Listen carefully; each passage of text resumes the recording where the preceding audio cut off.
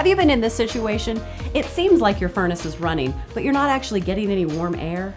Today, we're here at the Intermountain Weatherization Training Center with some tips you can try to get the heat back on and maybe save yourself a lot of money.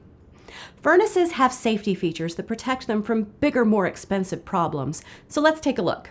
The most likely issue is that the safety switch has tripped because of a lack of proper airflow. Dirty or clogged filters are usually the culprit, and the easiest thing you as a homeowner can check. Locate the shutoff switch and disconnect or turn it off. This is where the furnace is getting its power from the house. Look for the filter. It could be a simple filter slot with or without a cover, a larger media filter box, or could even be inside the furnace housing. Once you have located the filter, go ahead and pull it out. Examine the filter, and if it is dirty, replace it.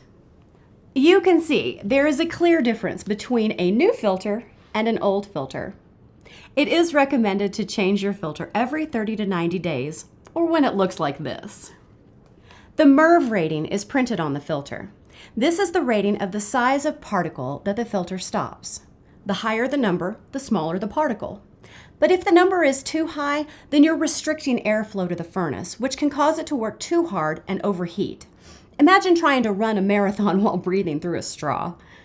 The Weatherization Assistance Program recommends a MERV rating of 6 to 8. Another factor with the filter is the surface area.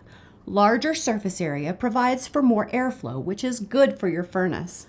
Finally, make sure to install your filter in the right direction. The arrow on the filter should be pointing in the direction that air flows through your system, typically away from the supply ducts and toward the blower. If your furnace has a filter slot with no cover, it will help if you seal that off. Something as simple as packing or duct tape will improve the furnace's performance. After at least 5 to 7 minutes, turn the power to the furnace back on. Verify the thermostat is working and set it to call for heat. Many modern thermostats have a 3 to 5 minute startup delay if the power to the unit is lost. So give it a little time before you give up. Now, I've got one last thing for you to check if your furnace is still not working. There could be an issue with the condensate pump. The easy way to check this is to get a pitcher of water and slowly start pouring the water into the top of the pump. You should hear the pump kick on and the water should start flowing through the line. If water starts to overflow out of the top of the pump, it most likely needs to be replaced. If the furnace does not relight and start heating the home, there could be other issues and it would be best to have a professional take a look.